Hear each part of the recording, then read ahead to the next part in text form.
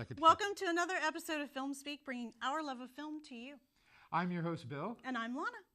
We hope you enjoyed today's show. And speaking of shows, did you get a chance to check out the Oscars this year? I did. There was such a wide variety of films that won this year. The acting awards that went to Dallas Buyers Club, Blue Jasmine, and 12 Years a Slave. 12 Years a Slave. That also won Best Picture.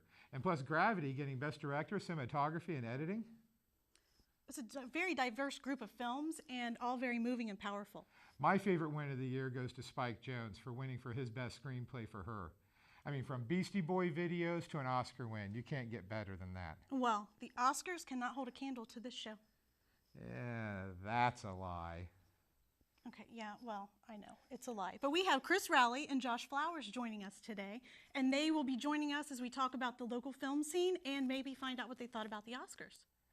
Well, please join us at the table then as we talk to these two guests. And also later today, we'll be breaking down the Oscar-winning film Butch Cassidy and the Sundance Kid. Was that better? That was awesome. It was better? Yeah.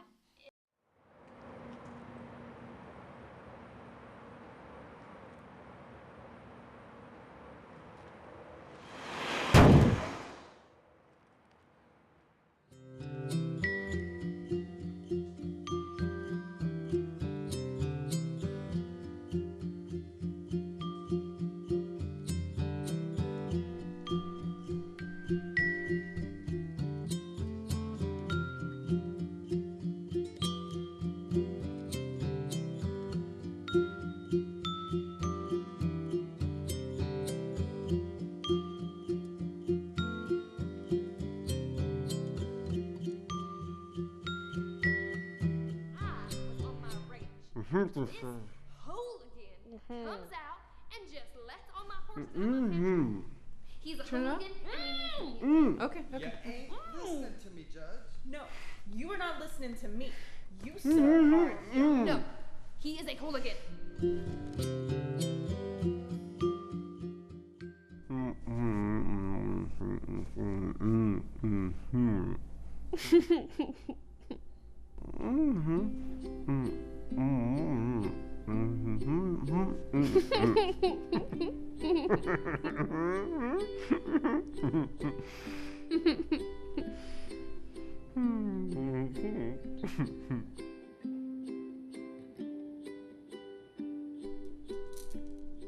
Hey, Callie.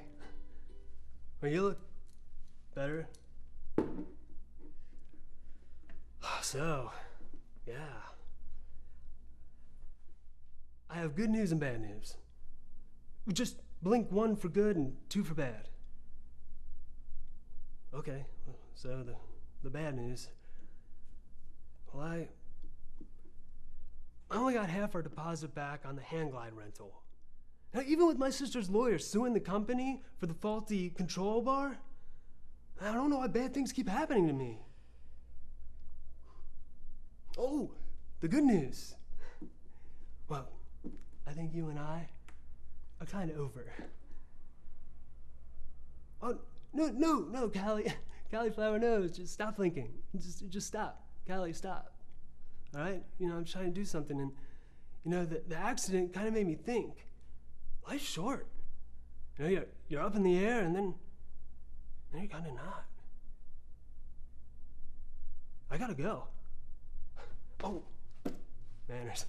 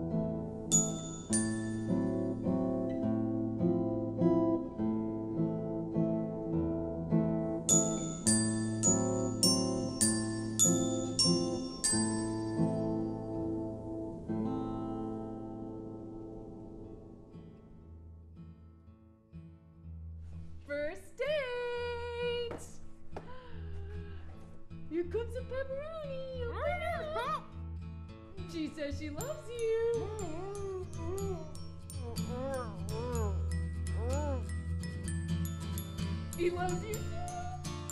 Ah, beautiful, beautiful.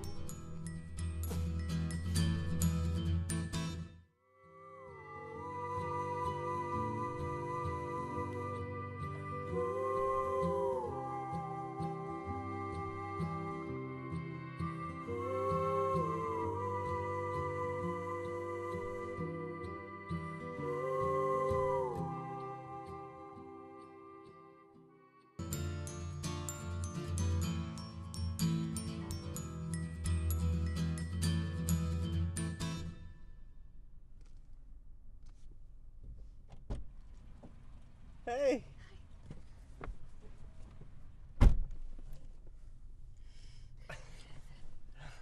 How have you been? Good.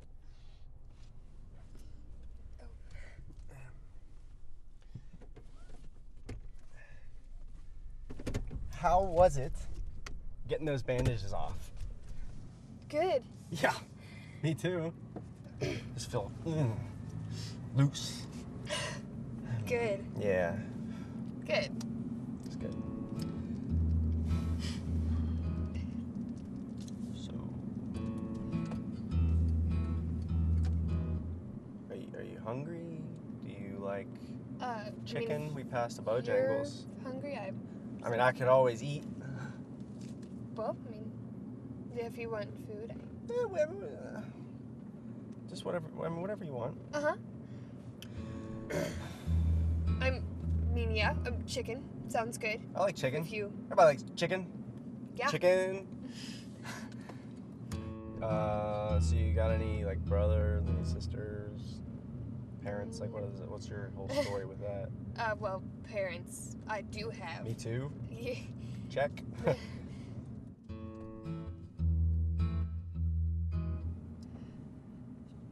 So, do you have any brothers? Yeah.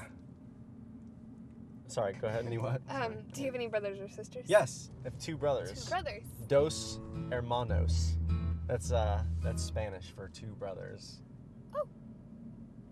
Learn every day. Well, you did. I've known how to say that. You know, like one's the bad boy, and one's like the nerdy, like, you know, goofy one in school. And yeah. So I mean, it's just they're both different from each other. Nothing like, what are you doing?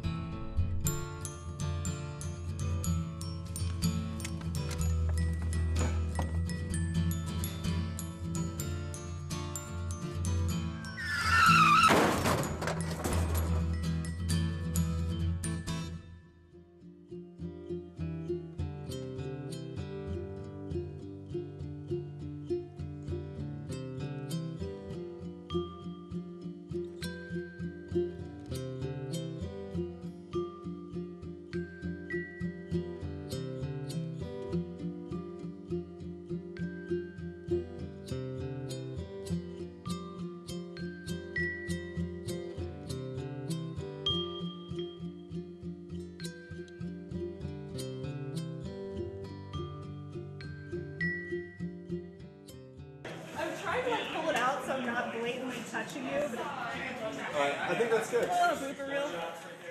Is that what we're supposed to be doing? Am I supposed to stick my tongue out? Yeah, just don't touch my tongue. Don't touch his tongue. I need to back that up.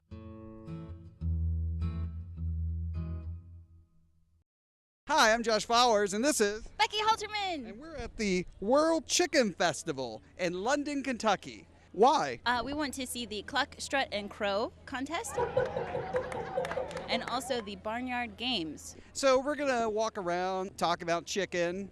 Anything else we should do here? Eat chicken. You're a vegetarian.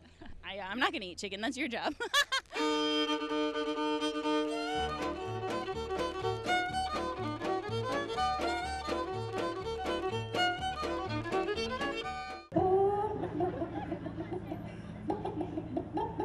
So what do you think about his crowing? Well, when we first started dating, he wouldn't really talk a lot about it. He wouldn't practice around me. I have no idea why you wouldn't. You're totally cool with it. Yeah, he woke me up this morning crowing in the shower. Are you a leg man or a breast man? Breast.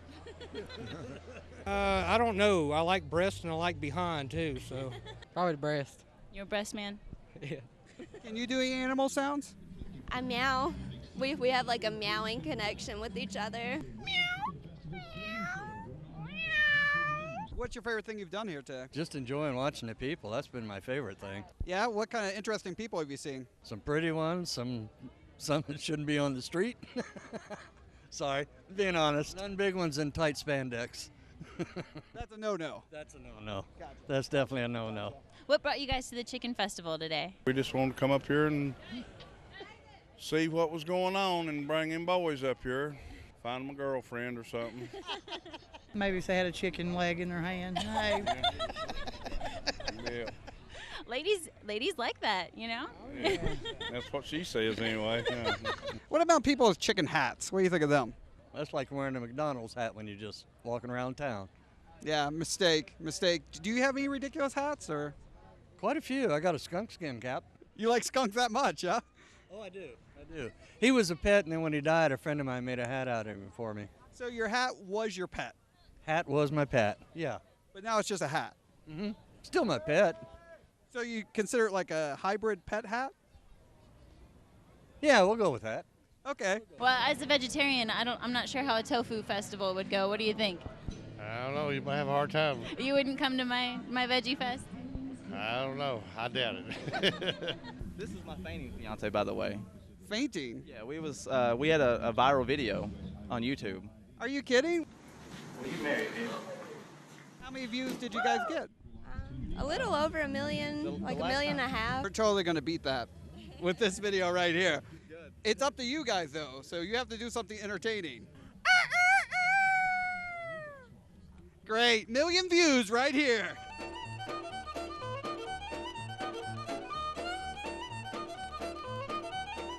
I've lived here 55 years. I love the Chicken Festival. I look forward to it every single year. You can't beat it. There's so much to do here, and it's always different. So what's your favorite part of the Chicken Festival? The entertainment and the food and just the people in general. I have met so many people from Australia. I have met people from all over Kentucky and other states. Do you ever get sick of chicken? No, I really don't. But now, my little chicken up there, he gets a little shy when I get close to the skillet. If you had a pet chicken that died, what would you do? I'd probably cook him. No hat for the chicken, huh? No hat for the chicken, sorry. Well, that's too bad. Don't be a chicken. Come and join us. Oh, thank you.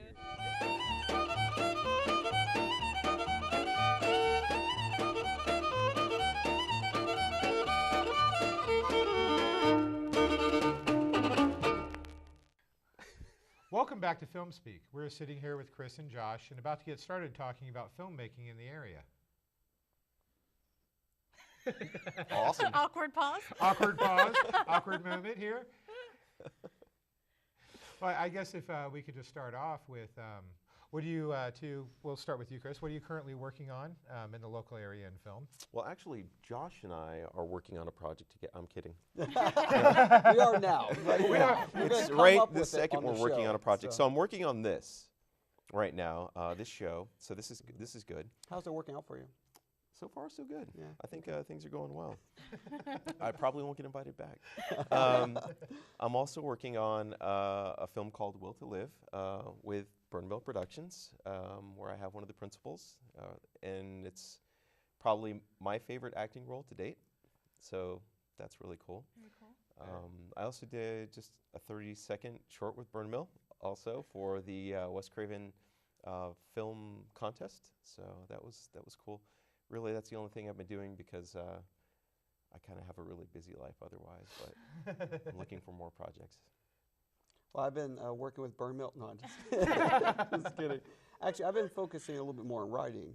So I wrote a television pilot, and actually I wrote 4 episodes of a radio serial that I'm going to be looking to cast soon. Awesome. Like it's a sci-fi vibe to it and some comedy. But I really try to stay true to the old radio shows like the Green Hornet. Oh yeah. And the Lone Ranger, that kind of thing. So. Well, you know, that's how Hitchhiker's Guide to the Galaxy started. It was originally a radio show, then became a book, and then a TV show, No kidding. and so forth. But yeah, the very first edition of it was a radio show. So, you know, you never know, you might be able to take that. Yeah, That's really sweet. I try to stay very true to the genre, and you know, but modern day audiences are a little past radio shows, so I try to add a little humor. So. So, as an actor and as a director, tell me who each of you would like to work with at some point in the future. Wow. There are a lot of people that I would like to work with. Who's at the top of your list? So genre-wise, if I had to pick director, writer, probably Rob Zombie. Okay. Because I like what he's done with psychedelic horror, kind of updating what happened in the 70s, which my mom let me watch a lot of really twisted stuff when I was a kid. Yeah. And so I have a kind of a weird right, connection Mom. to that kind of film. I mean, other than that, man, I wish Kubrick wasn't gone. I would love to work. So Steven Spielberg. Of course, yeah. Yeah, I mean, that guy can tell a story like nobody's business. Right. Sofia Coppola would be really cool to work with. I have a lot of directors I would like to work with because I like that relationship, actor and director relationship. I think that's really cool. Other actors I would love to work with, like you're actually eating the donut. Awesome. So. Do you want a bite? Yeah, actually, can I have a bite? I do not want to bite. Okay. So just telling you. Um, I'm good so, not sharing. I would love to work with, you know, I can't think of anybody right now. Josh? There are so many actors I would love to have worked with that now are dead. Peter O'Toole would have been awesome. Oh my gosh, yeah. He's one of my favorite actors. Oh, he's amazing. Of course, Lawrence of Arabia, but did you see The Stuntman? Yeah. I love him in there as the crazy director and stuff. My favorite is, it's one of my favorite movies of all time, is My Favorite Year. Okay. Brilliant performance, and that was actually kind of based on a true story. I love how he just changed things up and Yeah. everything. He was great. I really like the actors also that didn't seem like they were acting a lot. Like a lot of times you see actors now, it's like they're saying that line so people will remember it. Nothing against Jack Nicholson, he can be great, but a lot of his movies when he's older, he's like saying like taglines. Yeah. Almost. Like Gary Cooper. You know, like a lot of people diss his acting, but I just liked how real he seemed. So. Well, especially like in High Noon. Yes. He gave you that feeling of abandonment, especially when that crane shot came up and it showed him alone in the town right before noon hits. You felt that. He's acting, but it's not like he's going over the top with it, or you know. You know, though, some of those lines with Nicholson, he would ask the director to purposely let the camera keep rolling beyond the scene so that he would have an opportunity to find that stuff. And he Okay. would just come off the cuff with it, which I think is really interesting. Okay. And actually, Nicholson is somebody that I would like to work with, just to have that experience. Yeah. So. It's just a different style. Like, Yeah. I mean, I love The Shining. There's so many of his movies I love. But I know what you're saying. Okay. Did you ever see Going South? I have not seen that. He actually directed that. Okay. It's a Western. John Belushi's first movie, too. Oh, no kidding. Kind of interesting. Yeah, he's got a side character. He plays like a Pancho Sanchez type, you know, the big mustache. Hey! Yeah, great movie. Yeah, I just thought of an actor I would like to work with, Frances McDormand. You familiar with her? Yeah. I love Frances McDormand. Also, William H. Macy is another one. And they were in Fargo together. Yeah. Well, I'm a huge Coen brothers fan, and they both pop up. Well, because Frances McDormand is, I think, Ethan Coen's wife. Oh, no kidding. I didn't know Yeah, that. so that's Okay. why she constantly pops up. Yeah, when I saw her their work. in Raising Arizona, I was absolutely like enamored by her. Like, I was like, someday. And then there's some actors that have actually gone off the scope now, like Jennifer Jason Leigh, who is You haven't seen anything from her really in a really Love long her. time. Love oh her. my gosh. Her But isn't work she is directing? fantastic. Some TV shows and stuff, Yeah. and she sometimes pops up on Lifetime channel movies and everything. Yeah, I absolutely love her. And Yeah, she was I in the haven't Hudsucker Proxy, which was also Yeah, a another Coen brother fantastic movie. Yeah, film, that's yeah. a great movie. Yeah. People don't talk about that one too I much. love but, that yeah. film. It was kind of interesting because it's a Coen brother film, but Sam Raimi was the second unit director of that, and that's how Bruce Campbell got the one role in there. You know what? And I don't know how I just made this jump, but the lead in Hudsucker Proxy, Tim Robbins? Tim Robbins is in Jacob's Ladder, which is one of my all-time favorite films, directed by Adrian Lyne. Yeah. that's a guy I would like to work as well, or work with as well, director. That was a brilliant movie. He also did Fatal Attraction, which is like, the storytelling is amazing. I would love to do that too. So. The storytelling's amazing, but my problem with Fatal Attraction has always been, not saying anything against Glenn Close, she's an attractive woman, you know, but the wife was so much hotter. I agree with that. I agree with that. I was like 18 years old, and I'm watching it, and I'm like, what is he messing around in the first but place? now you're getting into the psychology of affairs, and a Yeah, lot of yeah. times, It's just opportunity, an I affair think, has usually. a lot less to do with how attractive the woman is, and more to do maybe with My wife never took it there. Yeah. other things. So. Yeah. And man, I saw that in the theater, and I was on the the entire time, like just, you know, like in shock. Totally I afraid. wish She's just scary anyway. She in is. that. She's The whole bunny thing. I remember Yeah. because, like you, I saw it in the theater with a girlfriend. I think I was 18 when it came out, somewhere around there. Yeah, we went and saw it. The whole bunny thing. Out of anything in the whole movie that they had, it was the frickin' bunny in the pot that got me. You know, I don't think I've ever been that crazy with a man before, except maybe once or twice. Only You know. once. That's Yeah, and for future reference. Lana, I just Only want to. every other time. I want to say the phone calls have got to stop. So. At least she keeps it just the phone calls. Well, yeah, that's what it is right now. You know, Anyway. it's a difference in society because, you know, 40 years ago, it was just, it's just love. You know, no, it's called stalking. Yeah. You know, yeah. When you're following somebody around wearing their underwear in the closet over your head, that is not considered a healthy rendition. No. It's not. It's I wrote a book about it. So what did you guys think about the Oscars? Did you watch? I didn't watch this year. I actually did watch them. You did? And normally I don't, but some reason I hadn't even seen most of the Best Picture nominees, but for some reason, I really watched them. So. What did you think about them this year? I thought the winners were predictable. Like they pretty much went with everything everyone was saying would win. There wasn't like any big surprises for me. I was glad her won. That was the one for me that I yes. Script wise, it was just great. But I was watching her, and you mentioned Kubrick. I was like, I wonder what Kubrick would have done with this. Yeah, I could see that. I mean, it's not fair to compare any director to Kubrick. And it's a good movie, but I was just like, I know he would taken all the different concepts to a different level. So, you know, you can't really compare other directors to Kubrick because he's like Hitchcock. Somebody who has affected any filmmaker that comes after them, you can't really compare to them because if you're a good filmmaker, you're stealing from them, you know, and that's just the truth. And Kubrick was actually I was just having a discussion with somebody about this. Kubrick was a director that was so it seems like nowadays people are very interested in making film for the financial gain, that aspect, right? How can we market this, all that kind of stuff. And Kubrick had no interest in that whatsoever. So the fact that people let him make movies is kind of astonishing to me.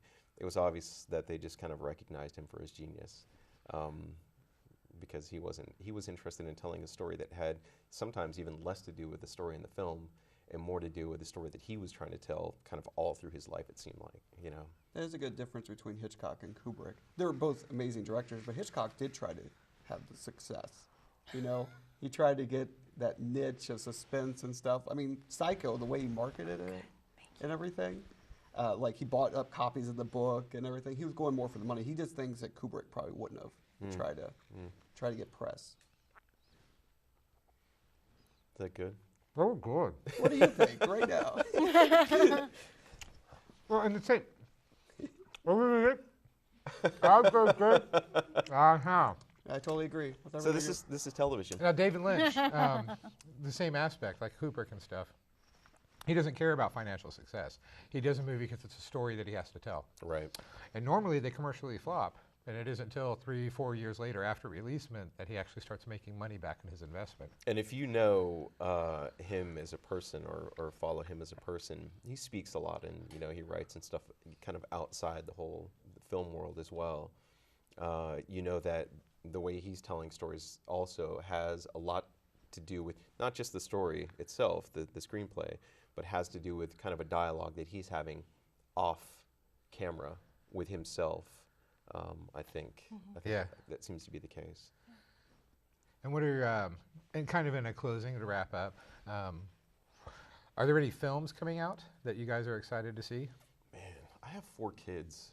It's so hard for me to get to the movies. I don't even know what's coming out right now. Like, what's coming out? I'm trying to, there's like, I know the Muppets movie is coming out next weekend. Captain and, America. Captain America 2. Captain America. Yeah. Guardians of the Galaxy. But I can't think of any, like, the directors we really like, what their features are this year.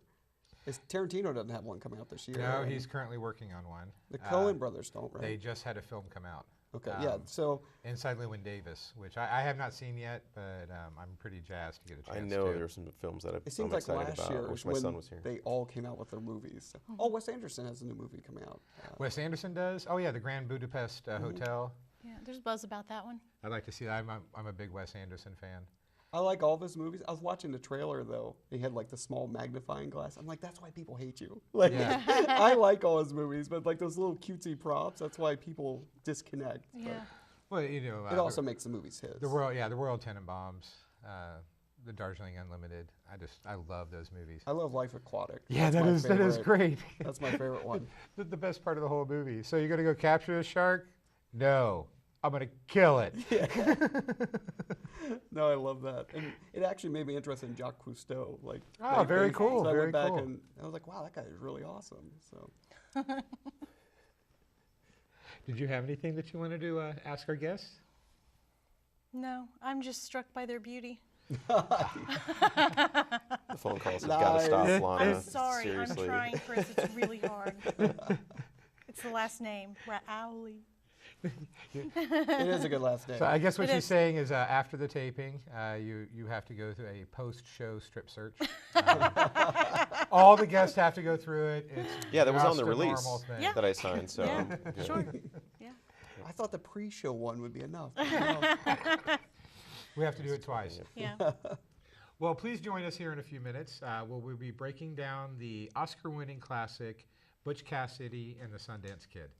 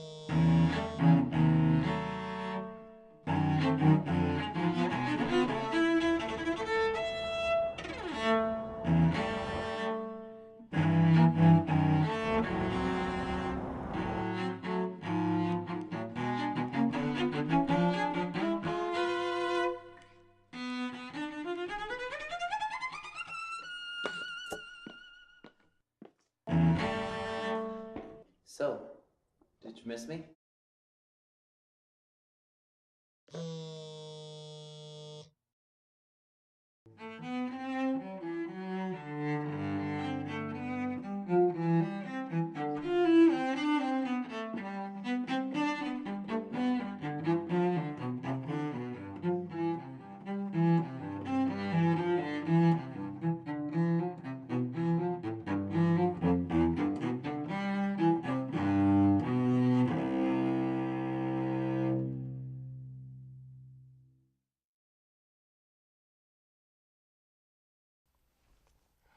Welcome back to Film Speak. We're sitting here with our guests, Chris and Josh, and we're going to be breaking down the Academy Award-winning film, Butch Cassidy and the Sundance Kid.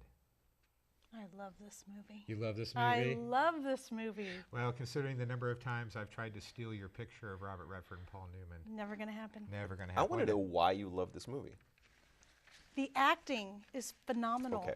The dynamic between those two, it's flawless. The dialogue. The location shooting. It's beautiful. It is a brilliant film. The shooting, the cinematography in that movie is like stunning. Yes. Yeah, it almost overshadows the film. Like almost, yeah. Like the location's a character. Well, in itself. and I was reading that the director was adamant on keeping all of those shots in the chase scene because they had paid so much money to go on those locations, and they were so beautiful and so well shot that. That's why there was so much of that in the film. So yeah, you're right. It kind of became a character. Agreed. Yeah, it's the look of it. Yeah. I like how I almost called them good guys, but you know the main characters that we're supposed to be rooting for. Yeah. They just like run away for most of the movie. Yeah. Yeah. You know, it's like for the last half of the film. What action movie can you think of now? Like in Die Hard, if Bruce Willis just ran away the whole time, yeah, just ran away the entire film. But, and it ties into almost one of the first things he says to Sundance, which is, next time I say, let's go to Bolivia, let's go to Bolivia. Right. Because it's because of them, they're in action, then leads to them being chased through the whole movie. You know, but that ticked off Roger Ebert, actually. Oh, really? Yeah, because he said, so I watched the first half of the film. It was fantastic dialogue, good acting, you know, good storytelling. And then the last half of the film is this basically a chase scene. He's like, I was left wondering what happened to the film that I started watching. So he was. I loved how really different it unhappy was. about that. So. Yeah. Interesting. I definitely saw a contrast though between the two halves of the film. I did not love this film. Oh. I did like it. I liked it for the acting. I liked it for the dialogue. The thing that I'm wrestling with is the 60s vernacular that comes into the film, right? So every decade, I think, influences its films. And this one was heavily influenced by the 60s, right? The scene that really hits that for me is the one where Catherine Ross, which, by the way, is among the best things about the film. She's stunning. And Paul Newman are on the bicycle, and they're playing the song Raindrops Keep Falling on My Head. Like every shot, the way they structured the shots, where the sun was in the shots, the whole thing, gags on the bicycle, it was so 60s. It was almost painful for me. Something kind of funny, Catherine Ross said that was her favorite scene to film. Well, I could see why. Because the director, George, what was his name? It's right on the tip of my tongue. Anyone? I'll tell you in a minute. But no, she hated the director so much. George Hill. Okay. That was her best time. Well, the director, what happened was towards the beginning of the film, she showed up on set to watch the film being made. And they had 5 cameras and 4 cameramen. So the director of photography is like, hey, you want to learn how to use camera? Let me put you on this camera. You go ahead and film this. Director George Hill walked on set, saw a woman operating a camera, and freaked out. Wow. Had her banned from set. If she wasn't acting in a scene, she was banned from set. All because she was a woman who touched a camera. Man. I mean, come on. Nothing's changed. I was going to say. You're going to make me dislike this film now. I'll never watch it again. I'll just stare at my picture that I have. Because I said that. If liking a film is based on the director, then you won't like any movies. Yeah, you got a good point there. Yeah.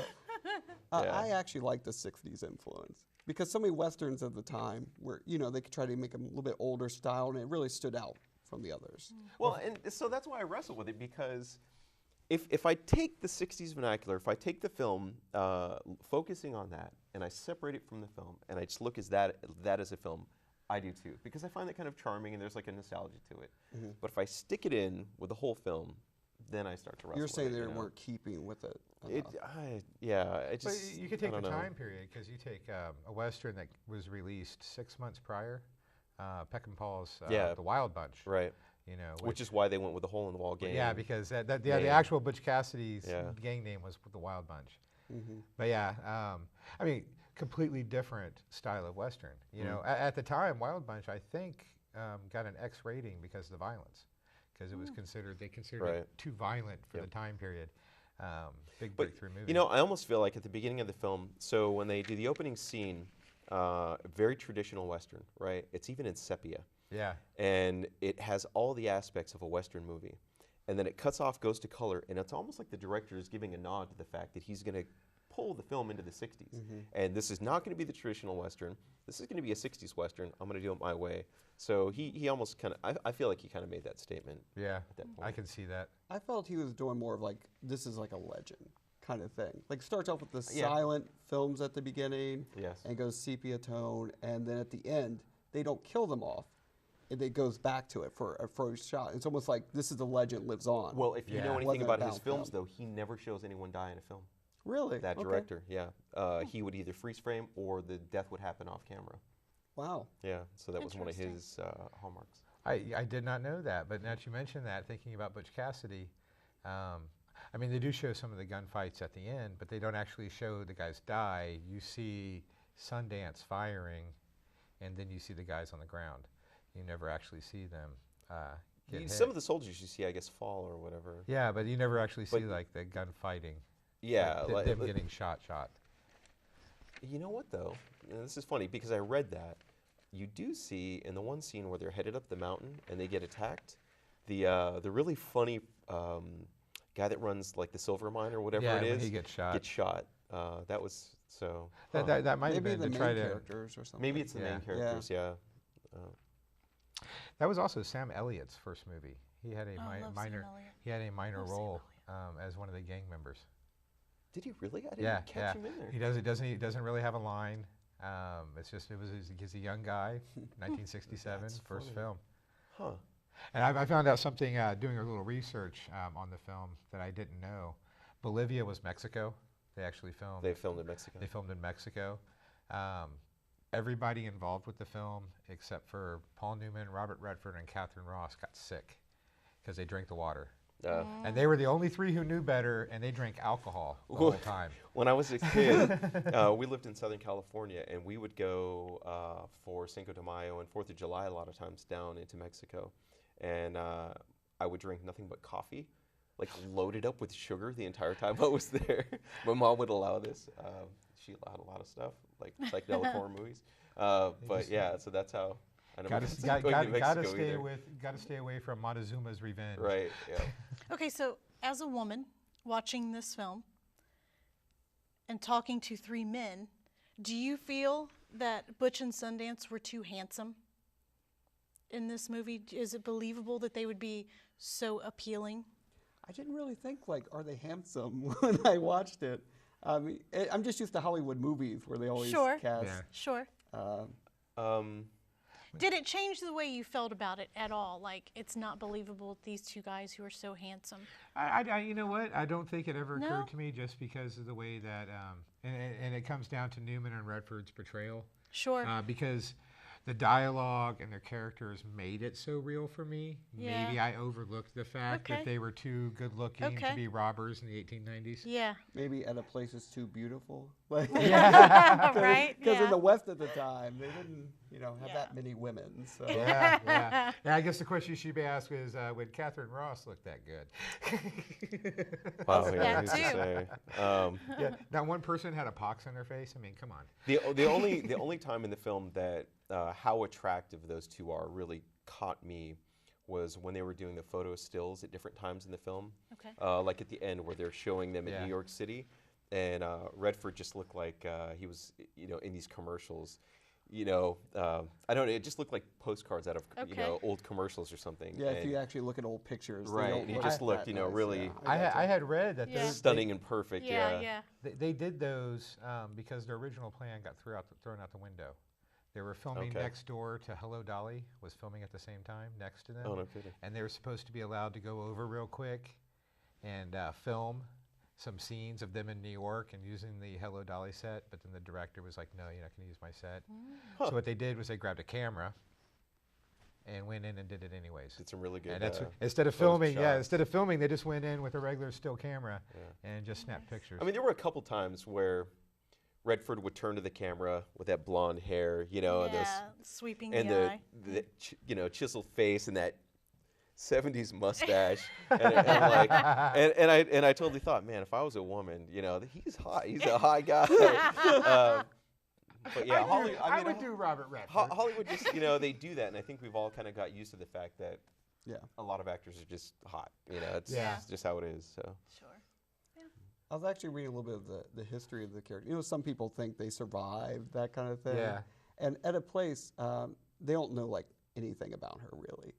And some people said that she was a school teacher, and then a lot of people said that she might have been a prostitute. Yeah. So when they wrote the movie, they just went with school teacher because they saw a picture of it at a place and like, oh, she does actually look very attractive. So they were just thinking she had to be a school teacher over a prostitute. I had heard that Butch Cassidy's actual sister was still alive when they were making this, and Really? old as sin, Huh. but came on to the set. 80, 90-year-old woman would tell stories about Butch Cassidy and what he was really like. And she would say that he lived. Yeah, yeah. She was one of the people who said the guy who played the mine owner who got shot in the chest, he was a real person, but he didn't actually get shot in the chest and died. He was the one who identified their bodies for the coroner report, and people say that he lied to help his friends so that they could go live a secret life someplace. Okay. Any final thoughts? I love the movie. It's visually stunning. I love the acting. It's just one of my favorites. Any last thoughts? Yeah, I love the movie. I even like the soundtrack. Might be in the minority, but no. Actually, no, I really love the The soundtrack. soundtrack was good. I liked it. I mean, Just on not- its Yeah. own. On its own, Yeah, on if I its own. separate out the film, yeah. Well, thank you very much. Please join us for the goodbye, and thank you again to Chris and Josh for joining us on our show. Yeah, thank you, It was guys. great. It's It was been great nice having you meeting, guys. Josh, and having this chance. Yeah. It's been awesome. Thank you, guys. What a great show. I know. I would like to thank Chris Rowley and Josh Flowers for joining us today and speaking film. Join us next week when we'll do the whole show dressed in lederhosen. No, we won't. Hey, a man's got to know his limitations. Go ahead. Make my day. Well, if you're waiting for a woman to make up her mind, you may have a long wait. You see, in this world, there's two kinds of people, Bill. Those with loaded guns and those who dig. You dig. With that, goodbye, everybody.